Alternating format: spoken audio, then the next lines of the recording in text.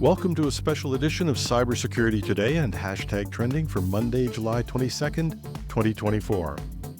I'm Jim Love, sitting in for Howard Solomon this week on the Cybersecurity Today podcast and in my usual chair on Hashtag Trending. Although Howard did come in on Friday to post a story on Tech News Day, our online publication, our headline, one word, CrowdStrike. We thought it was our job to summarize the situation to date. However, it's tricky because given that many of you are involved in this directly, some of this might not be news. And for those of you who are working on the frontline response, you have our support and sympathy. This is tough, and you are not alone. Forums and social media are rife with the frustrated comments of those who are probably still working on this. Here's just a smattering of the messages we've seen, and as used as I am to some tough talk in tech forums, I don't think I've ever seen so many F-bombs. And it's no wonder. Cybersecurity is frustrating enough. There have been a number of reports, and you've no doubt heard them, anywhere from 28% of chief information security officers or CISOs, or up to 51% of security professionals in general are likely to leave their jobs over the next 2 years because of burnout. But here's a sample from one Reddit forum on this CrowdStrike incident. One expletive, F-bomb, minuscule moment of not having another, expletive, F-bomb, thing to be anxious about. Another expletive, we should just return to the caves. At least the bear attacks were quick. Sorry, it's sad but funny. Another describes what it was like for a lot of security professionals who realized right away that this was no ordinary outage. Here's what one post said. My wife's machine BSOD'd, or blue screen of death, live when this happened. And I was like, you're going to read about this in the news tomorrow. I don't think you're going to get in trouble with your boss. He goes on to say, I felt like the cop in Dark Knight Rises telling the rookie, you're in for a show tonight. And when my pager started to go off tonight, my wife asked if it was bad, I said the same thing. You're going to read about this one in the news tomorrow.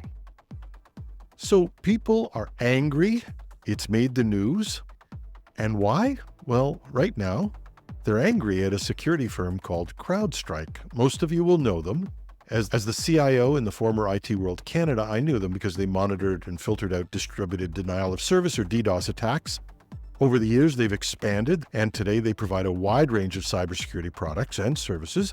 And it was one of those products marketed under the name Falcon that is at the root of this disaster.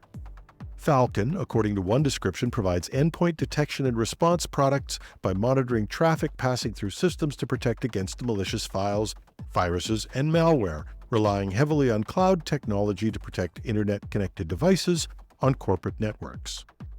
And in fact, CrowdStrike is quite large. They're second only to Microsoft. CrowdStrike was reported by Gartner in 2023 to have up to 15% of the market share in the security segment. Still not Microsoft's 40%, but significant. Little known fact, the COO, I believe, of CrowdStrike is a Canadian. I've interviewed her on our show. It's quite a large company and it has a big footprint. Look at these stats, and this comes from CrowdStrike's own site. 298 of the Fortune 500 companies use CrowdStrike. 538 of the Fortune 1000 companies use CrowdStrike. 43% of the top 50 U.S. states. 8 of the top 10 financial services firms, 8 of the top 10 healthcare providers, 7 of the top 10 manufacturers, 8 out of the top 10 auto companies, and 8 out of the top 10 technology firms. That's just the top of their market. As I pointed out, IT World wasn't anywhere near that size, and we and a lot of other small and mid-sized companies use them as well. Hell, why wouldn't you use the software that so many of these leading companies used? But here's the flip side to that, and that is if all of these companies use the same software and that software company screws up, it hits a lot of firms around the world.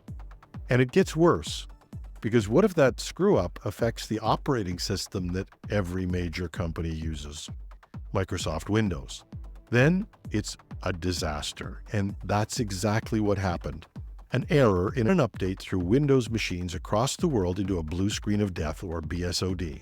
If you've been around in IT for any length of time, you've seen this. It actually used to happen regularly on almost every Windows machine at one time or another. In the olden days, to make systems faster and more responsive, certain functions, somebody can correct me if I'm wrong, but if memory serves me, no pun intended, it was classically graphics functions, wrote directly to the kernel. And the kernel is the lowest level of the operating system. It talks directly to the hardware. And when it fails, it can take the machine down with it. And so the operating system can't restart unless it can use the kernel.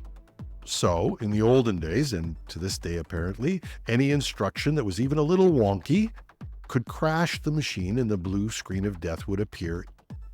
But in most cases, you just power down and restart your machine and that would fix it. Over the years, however, people have stayed away from writing directly to the kernel and put some software guardrails and error handling, so we've seen a whole lot less of these errors.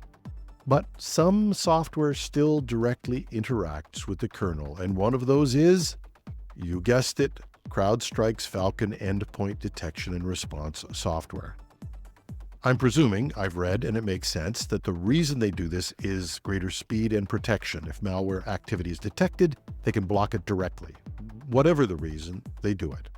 So when CrowdStrike released an update to their software and an error was in it, it caused an endless loop of blue screen of death errors on many Windows machines. It wasn't a cyber attack, or as many thought, a Windows update problem, and Microsoft was really clear about that. The source of the problem was the CrowdStrike update. How big is the impact? Microsoft estimates that CrowdStrike's update affected 8.5 million Windows devices. That came from a post by David Weston, the vice president at Microsoft, and he says that this number is less than 1% of Windows machines worldwide, but that the broad economic and societal impacts reflect the use of CrowdStrike by enterprises that run many critical services.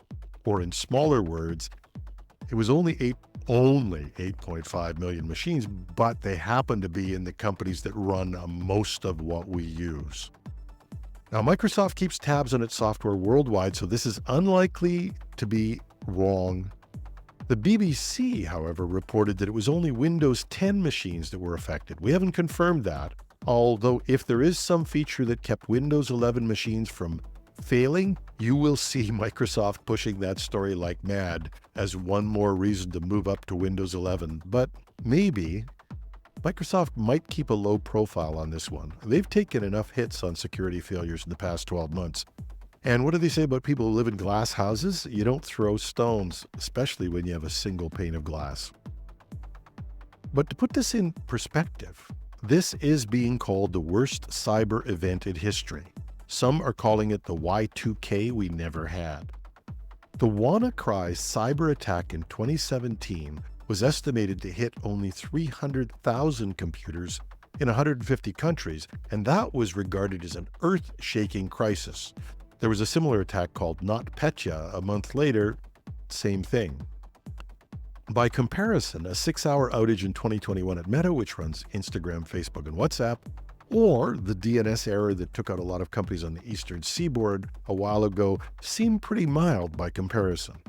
This damage was catastrophic. I'm sure we've all heard in the media of the places that were affected. Airlines stopped flying, many companies could no longer function, people couldn't pump gas, 911 services went down, medical services were affected.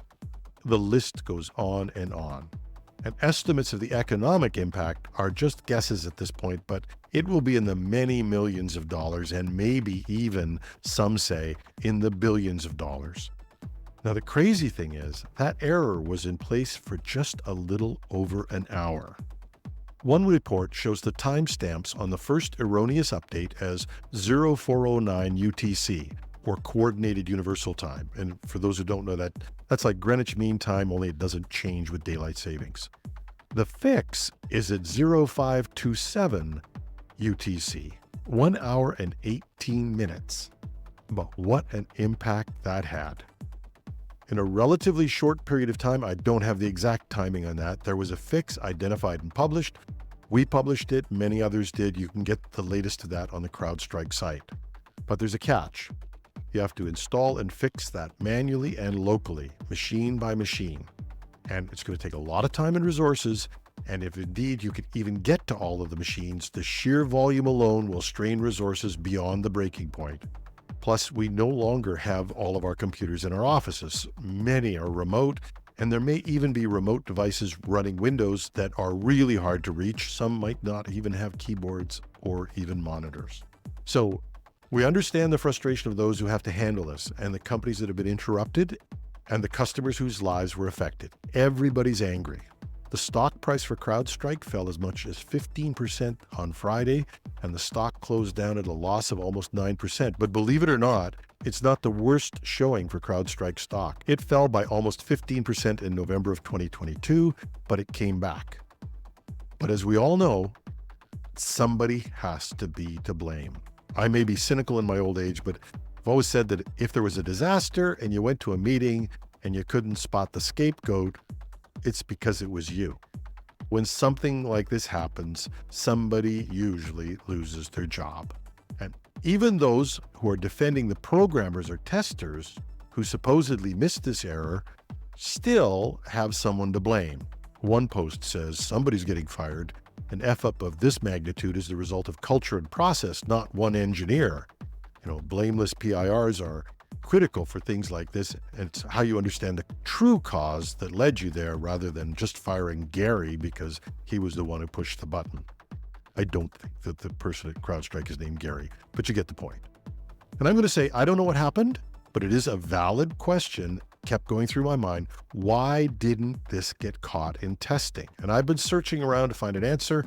And before we rush to blame some programmer or tester or even corporate culture, I saw at least one good tech demonstration of how this could pass testing and could still be issued with that error. I'll post a link to it in the show notes for you today. Check it out yourself. And if, like me, your programming days are long behind you, it still makes sense. Somebody could have written a program, tested it without the null entries because they didn't expect them, and in the real world, there were null entries. It's not the first time it's ever happened.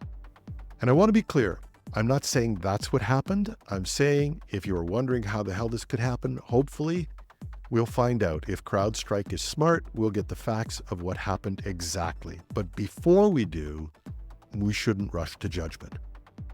And for all those people who are saying people should test updates, I think they should as well. And I've always told people that it's important to keep your software up to date as the greatest protection against zero-day impacts, but we've always waited just a little bit of time to see if a Windows update would cause problems.